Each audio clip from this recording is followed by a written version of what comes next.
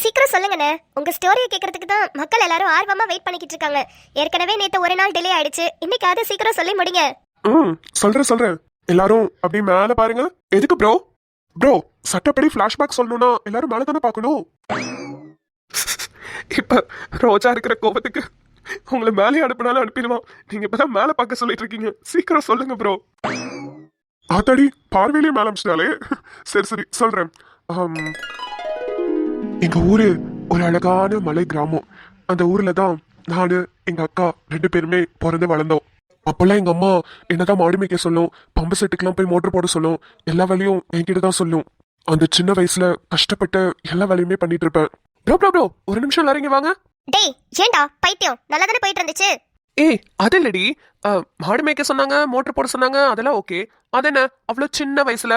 எப்படியும் நீங்க சொல்ற பிளாஷ்பேக் படி உங்களுக்கு ஒரு 20-21 வயசாவது இருக்கும்ல? ஓ, நீங்க அவ்வளவு பெருசா போயிட்டீங்களா? எனக்கு அப்ப வயசு 20 இல்ல, 13. ஆமா, ஏன் எல்லாரும் இவ்வளவு ஷாக் ஆகுறீங்க? ஏன் 13 வயசுலலாம் லவ் பண்ண கூடாதா? ஓ, 13 வயசுல லவ் பண்ண ஆரம்பிச்சிட்டீங்களா? ரோஜா சிஸ்டர் கேட்டுக்கோங்க. கேட்டுக்கிட்டு தான் இருக்கேன் இந்திரன். சொல்லட்டும், ஃபுல்லா முடிக்கட்டும். சரி இன்ட்ரெஸ்டிங்கா போயிட்டு இருக்கப்ப நடுவுல என்ன? எல்லாரும் மேல பாருங்க, பிளாஷ்பேக் போலாம். சாரி மக்களே, நமக்கு கொஞ்சம் பெருசா நினைச்சிட்டோம். ராஜா ப்ரோ 13 வயசு கெட்டப்க்கு மாறுங்க. இப்போ ஓகே, சூப்பர். அப்புறம் கண்டினியூ பண்ணுங்க. எங்க வீட்டு நீங்க தான் எல்லா வேலையும் செய்வீங்க. அப்புறம் ஆமா, நான் தான் எல்லா வேலையும் செய்வேனா? அன்னைக்கு ஒரு நாள் என்னாச்சு, எங்க அம்மா என்ன காலையிலே எழுப்பி மாட்டெல்லாம் ஓட்டிக்கிட்டு காட்டுக்கு போக சொன்னிச்சு. சரின்னு நானும் மாட்டெல்லாம் கூட்டிக்கிட்டு காட்டுக்கு போனேன். நான் காட்டுக்கு மாட்டெல்லாம் ஓட்டிக்கிட்டு போற வழியில ஒரு வீடு இருந்துச்சு. அந்த வீட்டுல ஒரு அம்மா 2 மாட்டுக்கு தண்ணி காமிச்சிட்டு இருந்தாங்க. அப்பதான் ஒரு சத்தம், எமாய் அப்படின்னு ஒரு சத்தம். யாருடா அதுன்னு திரும்பி பார்த்தா அங்கதான் நின்னா என்னோட தேவதை. ரைட்டு, நிம்மதி போன் எடுத்து ஆம்புலன்ஸ்க்கு போன் பண்ணு, அதுக்கான நேரம் வந்துருச்சுன்னு நினைக்கிறேன். ஏய், நீ ஏன்டி முறைக்கிற? தேவதைனா அந்த டைம்ல சொன்னேன்டி. இப்ப நீதான் என் தேவதை. என்னோட 13 வயசுல அவதான் என்னோட தேவதை, அப்படி வச்சுக்கோயே. கதைய ஃபுல்லா சொல்லி முடிங்க, அப்புறமா முடிவு பண்ணிக்கலாம் யாரு தேவதை யாரு பத்திரகாளின்னு. ப்ரோ சீக்கிரம் தேவதையை காட்டுங்க ப்ரோ, நாங்களும் ஆர்வமா இருக்கோம்ல. டோ, இவங்கதான் என்னோட அந்த காலத்து தேவதை. ப்ரோ சூப்பர் ப்ரோ, செம்ம அழகா இருக்காங்க. மானங்கெட்டவன், பிளாஷ்பேக்ல உள்ள பொண்ணுங்களை கூட விட மாட்டியாடா? அதுவும் அந்த குட்டி பொண்ணு. அப்ப குட்டி பொண்ணா இருந்தாலும் இப்ப வளர்ந்துருப்பாங்கல்ல, இப்ப வரைக்கும் குட்டியாவேவா இருப்பாங்க? ஷோ ராஜாண்ண சொல்ல விடுங்க, எதுக்கு இப்படி பேசிக்கிட்டே இருக்கீங்க? ராஜாண்ண நீங்க சொல்லுங்க. ராஜாண்ண இவங்க பேரு? இவ பேரு பூங்குழலி. ஆனா நான் செல்லம்மா கண்ணம்மான்னு கூப்பிடுவேன். ப்ரோ செல்லம்மான்னு கூப்பிடுவீங்களா இல்ல கண்ணம்மான்னு கூப்பிடுவீங்களா? இல்ல ப்ரோ, ஒரு டவுட்டுக்கு. ஷோ கண்ணம்மான்னு செல்லம்மா கூப்பிடுவேன்னு சொன்னாரு. நிறுத்துங்க, அவரை பேச விடுங்க. எம்மா நான் மாட்டை ஓட்டிட்டு போயிட்டு வரேம்மா, நீ இரு. அப்பதான் இந்த குரலை தான் வாட்டி நான் கேட்டேன். கேட்டோடனே எனக்குள்ள அப்படியே என்ன சொல்றது, ஒரு மாதிரி மின்சாரம் பாஞ்ச மாதிரி ஒரு ஃபீலிங்கா இருந்தது. அதுக்கப்புறம் எப்படா அவளை பாப்போன்னு நானும் எங்கெங்கெல்லாமோ தேடி பார்த்தேன். அப்புறம் தான் யோசனை வந்தது, அந்த மாடு மேய்க்கிற இடத்துலதான் அவ இருப்பான்னு. அதனால சைக்கிள் எடுத்துட்டு அங்க மாடு மேய்க்கிற இடத்துக்கே போயிட்டேன். அப்போ எனக்கு வயசும் கம்மியா தான் இருந்ததா, நான் போய் பேசலாமா பேசக்கூடாதா ஒண்ணுமே தெரியாம அப்படியே தங்கி போனேன். சரி சும்மா அப்படியே பேசி பாப்போம், அந்த பிள்ளை என்னதான் சொல்லுதுன்னு பாப்போம்னு சொல்லிதான் போனேன். போனீங்க, அப்புறம் போயிட்டு ஃபர்ஸ்ட் அந்த பொண்ணுகிட்ட என்ன வார்த்தை பேசுனீங்க? இருங்க, அங்க போயிட்டு என்ன பேசுனேன்னு பேசியே காமிக்கிறேன். நான் மாடு மேய்க்கிற இடத்துக்கே நேரா போயிட்டேன். நினைச்சுக்கிட்டே தான் போனேன் அவங்க தனியா இருக்கணும்னு. அதே மாதிரி அவங்க இருந்தா, மாடெல்லாம் மேய்ஞ்சுக்கிட்டு இருந்தது. அவ பாட்டுக்கு தண்ணி பக்கத்துல உட்காந்து அவ அழகே அவ ரசிச்சுக்கிட்டு இருந்தா. நான் 2 வாட்டி சைக்கிள் பெல் அடிச்சோடனே அவ என்ன மேல அண்ணாந்து பார்த்தா. அப்போ நான், ஏப்ல உன் பேர் என்ன? என்னத்துக்கு பேரு கேக்குறீங்க? பேர் என்னத்துக்குள்ள கேட்பாங்க, கூப்பிடத்தான். தெரியாதவங்கள்ட்ட எல்லாம் பேரை சொல்லக்கூடாதுன்னு எங்க அம்மா சொல்லி கொடுத்துருக்கு. உங்கள்கிட்ட நான் இதுக்கு ஏன் பேரை சொல்லணும்? ஐயா, அப்படியே நான் சீமையில இல்லாத பேர் வச்சிருக்கீங்களாக்கும்? சீமையில இல்லாத பேரெல்லாம் இல்ல, எல்லாம் உள்ளூர் பேரு தான். அப்ப கொஞ்சம் சொல்றது. சரி சொல்றேன். நாளை பின்ன எங்க வீட்டுக்கு பக்கத்துல வந்து கூப்பிடாதீங்க, அப்புறம் எங்க அம்மா வையும். கூப்பிட மாட்டேன், சொல்லு. என் பேரு பூங்குழலி. ஐயா, இந்த பேருக்கு தான் இவ்வளவு அக்க போறாக்கும். பாக்கலாமே, அங்க என்ன வாழுதான். உங்க பேர் என்ன? எங்க வீட்ல நான் ராஜா மாதிரி வரணும்னு எனக்கு ராஜ்குமார்னு பேர் வச்சிருக்காங்க. ராஜான்னு வீட்டுல எல்லாம் கூப்பிடுவாங்க. எப்படி என் பேரு? பேரெல்லாம் நல்லா தான் இருக்கு, ஆனா ஆளுதான் கொஞ்சம் சரியில்லை. ஏல எனக்கு என்ன குறைச்சல? ஒரு 8 குடுமையை தூக்கிட்டு 4-5 சுருட்ட முடிய நட்டு வச்சு அப்படியே கண்ணாடி முன்னாடி போய் பாரு, என்ன மாதிரியே இருப்ப. ஐயா, உங்கள மாதிரி இருப்பனா? எனக்கு என்ன மாதிரி இருந்தாலே போதும்பா. சரி, பள்ளிக்கூடம் போறியா? ஆமா, போறேன். ஏமா? தெரிஞ்சுக்கதால கேக்குறேன். ஏப்பா, உன் வாயில இருந்து ஒரு வார்த்தையை வர வைக்கிறதுக்குள்ள எனக்கு உயிர் போயிட்டுல உயிர் வருது. எதுக்கு இதெல்லாம் நீங்க தெரிஞ்சுக்கிறீங்க? இது தெரிஞ்சுக்கிட்டு நீங்க என்ன பண்ண போறீங்களாக்கும்? எங்க வாத்தியாரு நாட்டு நடப்பெல்லாம் தெரிஞ்சுக்க சொன்னார்ல. ஊர்ல இருக்கிற நடப்பைய பத்தி தெரிஞ்சுக்கலன்னா அப்புறம் எங்கிட்ட நாட்டுக்கு போறது? அதான் உன்கிட்ட வந்து சும்மா பேசி உன்னை பத்தி தெரிஞ்சுக்கலாமேன்னு வந்தேன். சரி, நாளை பின்ன உங்க வீட்டு பக்கத்து வந்துட்டா நான் உன்னை என்னன்னு சொல்லி கூப்பிடுறது? நீங்க எதுக்கு என்ன கூப்பிடுறீங்க? நீங்க பாட்டுக்கு போக, நீங்க பாட்டுக்கு வாங்க. நான் என்னத்துக்கு? அதுக்கு இல்லல, இன்னும் 2 நாள்ல எனக்கு பிறந்த நாள் வருது. உனக்கு சாக்லேட் கொடுக்கணும்னு ஆசையா இருக்கு, அதான் கேட்டேன். சாக்லேட்டா? சரி, பக்கத்துல வந்து நின்னுட்டு சைக்கிள் பெல் அழுத்துங்க, நான் வந்து வாங்கிக்கிறேன். ஏல, நான் என்ன பால் பாக்கெட்டா போடுறேன் சைக்கிள் பெல் அழுத்த சொல்றேன்? வேற ஏதாவது பேர் சொல்லல, அப்புறம் யாராவது கேட்டாங்கன்னா நான் என்னன்னு சொல்றது? அப்படின்னா நீங்களே எனக்கு ஒரு நல்ல பேரா சொல்லுங்க. எனக்கு கண்ணம்மான்ற பேரு ரொம்ப பிடிக்கும். கண்ணம்மான்னு உன்னை கூப்பிட்டா? சரி, கூப்பிடுங்க. கண்ணம்மா. கண்ணம்மா கண்ணம்மா அழகு பூஞ்சிலை என்னுள்ளே என்னுள்ளே பொழியும் தேன்மழை. ராஜானா, நல்ல இன்ட்ரெஸ்டிங்கா இருக்கு உங்க ஸ்டோரி. அடியே, இதுவே உன் புருஷன் சொல்லியிருந்தா இப்படிதான் இன்ட்ரெஸ்டிங்கா இருக்குன்னு சொல்லிருப்பியா? அக்கா, அப்படி இல்ல, நல்லா இருக்குல்ல. இதெல்லாம் சைல்ட்ஹுட் மெமரிஸ்கா. சாவடிச்சிருவேன் உன்னை. செம்ம காண்டுல இருக்கேன், பிசாம இரு. என்ன இங்க பார்வை? இல்ல, என் பொண்டாட்டி இவ்ளோ பொசசிவா இருக்காளே என் மேல அப்படின்னு பாத்துக்கிட்டு இருக்கேன். ஒரு முகர கட்டையும் இல்ல. சீக்கிரம் சொல்லி முடிங்க உங்க காவிய காதல. ப்ரோ, அதுக்கப்புறம் உங்க கண்ணம்மாவை எங்க மீட் பண்ணீங்க? அப்புறம் எப்ப பேசுனீங்க? அதான் சொன்னேல, இன்னும் 2 நாள்ல எனக்கு பிறந்த நாள் வருதுன்னு. அப்போ அவங்க வீட்டுக்கிட்ட போய் நின்ன. செருப்பு கழட்டி அடிச்சிருப்பாங்களே அவங்க அம்மா. இல்ல, அங்க நடந்ததே வேற. வேறனா? ஹோ, விளக்கமா தடியா? ஐயோ ரோஜா, கொஞ்ச நேரம் சும்மா இருங்க, அவர் சொல்லட்டும். போறாம புடிச்சவ. இவளுக்கு ஏதோ சின்ன வயசுல லவ் அமையலன்னு நம்மள பார்த்து பொறாமப்படுறா. சரி ப்ரோ, சொல்லுங்க சீக்கிரம், ஆர்வமா இருக்கு. எல்லாரும் வழக்கம் போல மேல பாருங்க, பிளாஷ்பேக்க கண்டினியூ பண்றேன். யோ, நீ ஒண்ணு அப்படி சொல்லி கிளிக்க வேணாம். ஏன்னா மேல பார்த்து பார்த்து கழுத்து தான் வலிக்குது. இப்படியே நேராவே பார்த்து சொல்லியா? என்ன வர வர மரியாதையெல்லாம் குறையுது? ராஜானே, லவ் ஸ்டோரிய முடிங்க ஃபர்ஸ்ட். நீங்க இருப்பீங்களா இல்லையானே தெரியல, அப்புறம் கிட்ட உங்க மரியாதை வேற இருக்கா. நான் தைரியமா உங்க வீட்டுக்கு போயிட்டேன். வீட்டுக்கு போயிட்டு நின்னு சைக்கிள் பெல் அடிக்கிறேன். அவங்க அம்மா வெளியே வந்தாங்க. ஏ தம்பி, யார் சாமி? அப்படியே அள்ளுட்டுருச்சு. என்ன பண்றதுன்னு தெரியல. அப்புறம் அப்படியே சமாளிச்சேன். ஏக்கோ, வடக்கம் தெருல ஒரு மாடு நிக்குதுக்கா, உங்க மாடால எனக்கு கேட்டுட்டு வர சொன்னாங்கக்கா. மாடாக்கும்? மாடல வந்துருச்சு தம்பி, நம்ம மாடு இல்ல. சரிக்கா, அப்ப வேற யார் வீட்டு மாடாது இருக்கும், நான் போய் சொல்லிட்டு வரேன். சரி சாமி. ஏக்கா, குடிக்க கொஞ்சம் தண்ணி கொடுக்கா, தாகமா இருக்குது. அட, உள்ளவா கண்ணு, நான் மோரெல்லாம் கடைச்சு வச்சிருக்கிறேன், நம்ம மோர் குடிக்கலாம், உள்ளவா. சரிக்கா. அவ்வளவு நேரம் எதுவும் இல்லாம நல்லா தான் போயிட்டு இருந்துச்சு. வீட்டுக்குள்ள போனதுக்கு அப்புறம் தான் எனக்கு ஒரு பெரிய அதிர்ச்சி காத்துட்டு இருந்துச்சு. உள்ள போறேன், எங்க அக்கா செம்பா உட்காந்துருக்காங்க. அவங்க வீட்டுக்கு தான் பூ கட்டி கொடுக்குறாங்கன்னு எனக்கு அன்னைக்கு வரைக்கும் தெரியாது. அவங்க பூக்காடு வச்சிருக்காங்க. பூவை பொறிச்சிட்டு வந்து பூ கட்டி மார்க்கெட்ல போய் விற்பாங்க. அதுக்கு எங்க அக்காவை சம்பளத்துக்கு ஆளுக்கு வச்சிருந்தாங்க. அது எனக்கு தெரியாம நான் பாட்டுக்கு அவங்க வீட்டுக்குள்ள போயிட்டேன். ஏலே, நீங்கள இங்க? அக்கா, அது ஓ, அம்மா இத கொடுத்து விட சொன்னுச்சா இல்ல இத சொல்லிட்டு வர சொன்னுச்சா? என்னல இங்க என்ன பண்ற? இல்ல இல்ல, அவங்களுக்கு இன்னைக்கு பிறந்த நாள், அதான் எனக்கு சாக்லேட் கொடுக்க வந்திருக்காக. கொடுங்க. இவ வேற சும்மா இல்லாம அவ பாட்டுக்கு எதையோ ஒன்று சொல்லிவிட்டா. எனக்கு அப்படியே உள்ள விட விட விட விடன்னு ஆடுது. ஏன் ராஜானா, செம்பாக்கா கிட்ட என் பிறந்த நாளைக்கு இந்த பிள்ளைக்கு சாக்லேட் கொடுக்க வந்தேன்னு சொல்லிட்டு போக வேண்டியதானே? இதுல என்ன இருக்கு? அதுதான் அங்க பிரச்சனையே.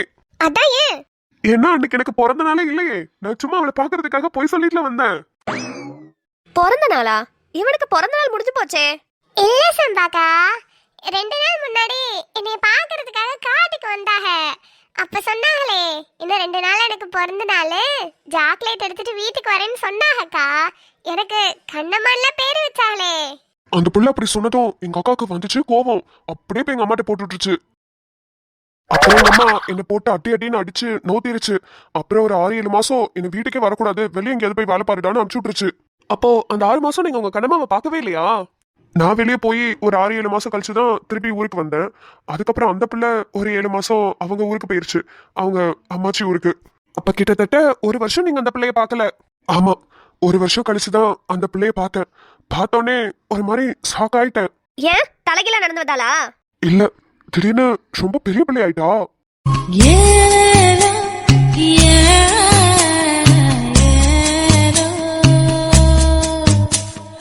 ஏய் கண்ணம்மா, நீயா? நீ என்ன பாவாடை சட்டையெல்லாம் போட்டு இவ்ளோ பெரிய பிள்ளையா இருக்க? நான் மட்டுமா வளர்ந்தேன்? நீங்க கூட தான் வளர்ந்துருக்கீங்க. நீங்க பாருங்க, டவுசரும் சட்டையும் போட்டுட்டு திரிஞ்சீங்க, இப்ப கைலி சட்டையெல்லாம் போட்டுட்டு திரியுறீங்க. அப்புறம் எப்படி இருக்கிற? நல்லா தான் இருக்கிறேன். உங்ககிட்ட பேசுறது பார்த்தா எங்க ஆத்தா வையும். நான் போயிட்டு வரேன். ஏல? உங்களுக்கு பிறந்த நாளே இல்ல, ஆனா பிறந்த நாள்னு போய் சொல்லிட்டு எங்க வீட்டுக்கு வந்தீங்கல்ல, அப்பையில இருந்து எங்க ஆத்தா சொல்லிருச்சு உங்ககிட்ட பேசக்கூடாதுன்னு. அப்ப என்கிட்ட பேச மாட்டியா? ஆ, இப்படி கேட்டா என்னத்த சொல்றதா? பேசுவியா பேச மாட்டியா அது சொல்லல. பேசுறேன். இப்படி எங்கேயாவது தெரியாம நின்னு பேசுறேன்.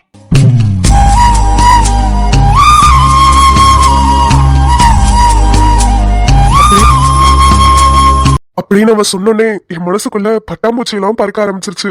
அவ தெரியாம நின்னு பேசுறேன்னு சொன்னோன்னே ஏதோ எனக்குள்ளே என்னமோ நம்ம சாதிச்ச ஒரு ஃபீல் வரும்ல, அது மாதிரி.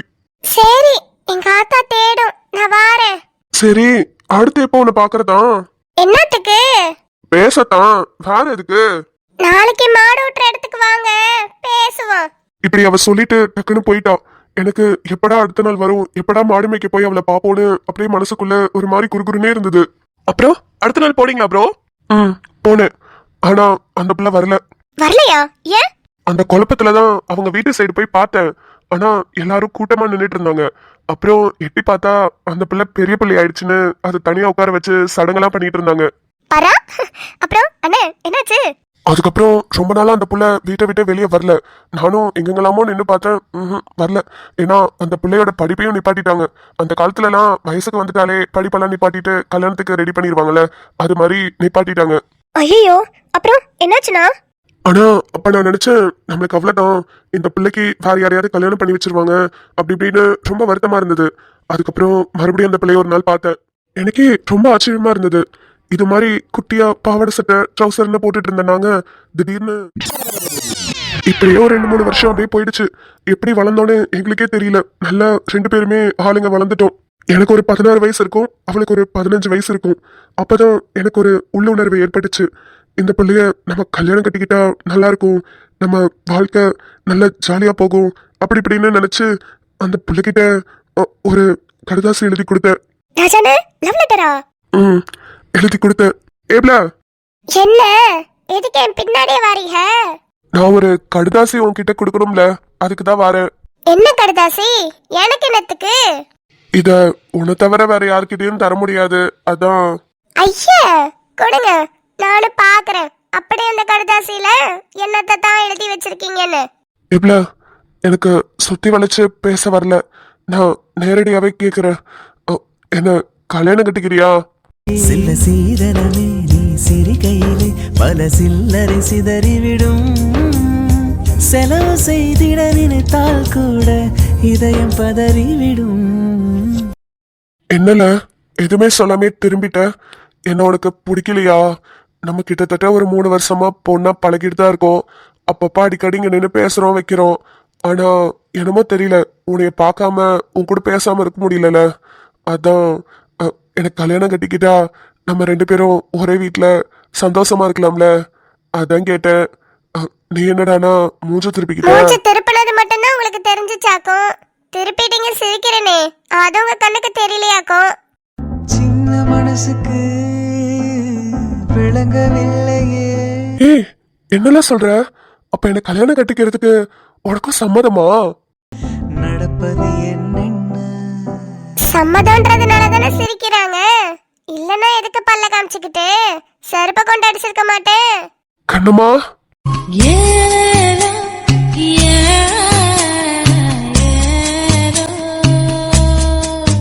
போங்க, எனக்கு ஒரே வெக்கமா வருது, நான் போறேன்.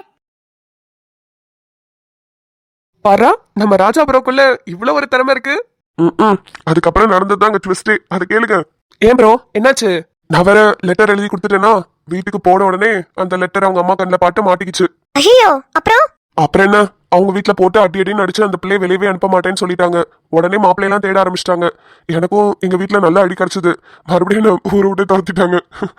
அப்படி துரத்துனதுக்கு அப்புறம் தான் நான் வெளியே வந்து இங்க இருந்தா சரிப்பட்டு வராது, கொஞ்ச நாள் சம்பாரிச்சிட்டு வரலாம் அப்படின்னு ஃபாரினுக்கு போலான்னு கிளம்பி துபாய்க்கு போனேன். இதுக்கு இடையில செம்பாக்காக்கு கல்யாணம், அவங்களுக்கு குழந்தை பிறந்தது, அப்படி இப்படின்னு எல்லாமே இருந்துச்சு. நான் எதுவுமே அட்டன் பண்ணவே இல்லை. நான் துபாயிலே தான் இருந்தேன். அப்போ அந்த பொண்ணு? ஆனா அப்ப வரைக்கும் மனசுக்குள்ள ஒரு நம்பிக்கை இருந்துட்டே இருந்துச்சு. கண்டிப்பா நம்ம கண்ணம்மா நம்மளுக்காக வெயிட் பண்ணிட்டு இருப்பான்னு. ஐயோ சீக்கிரம் சொல்லுங்கண்ணா, கிளைமேக்ஸ் சீனுக்காக தான் நாங்க எல்லாருமே வெயிட்டிங். 5 வருஷம் கழிச்சு நானும் ஊருக்குள்ள வந்தேன். எப்படியாவது நம்ம கண்ணம்மாவை அன்னைக்கே பாத்துடணும்னு தெரு தெருவா போய் தேடினேன். அவங்க வீடெல்லாம் பார்த்தேன். ஆனா அவங்க வீட்டுல அந்த பிள்ளை இல்ல. இல்லையா? வேற எங்க போயிட்டாங்க? எங்க தேடியும் கிடைக்கலையே. சரி கோயிலுக்காவது போவோம், சாமியாவது கும்பிட்டுட்டு அந்த பிள்ளை சீக்கிரமா கிடைக்கணும்னு வேண்டிட்டு வருவோன்னு கோயிலுக்கு போனேன். அங்க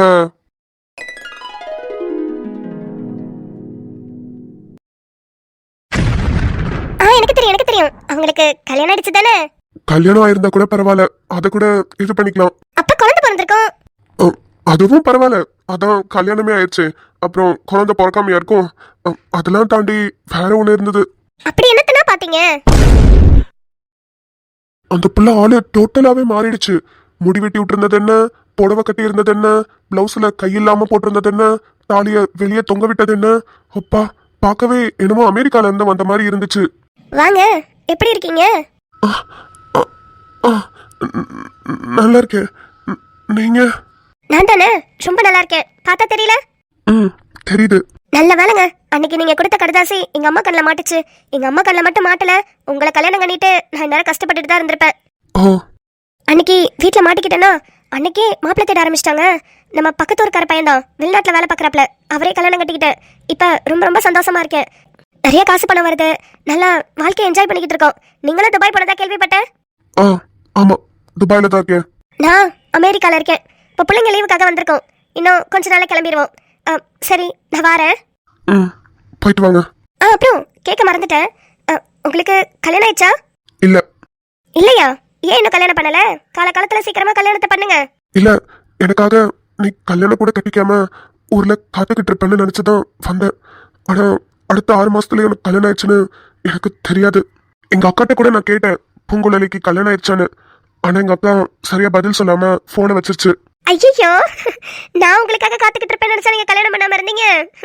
சரி சரி, இப்பயும் ஒண்ணு கேட்டு போல, சீக்கிரமா போய் கல்யாணத்தை முடிங்க. சரி, நான் வரேன், எனக்கு லேட் ஆயிருச்சு.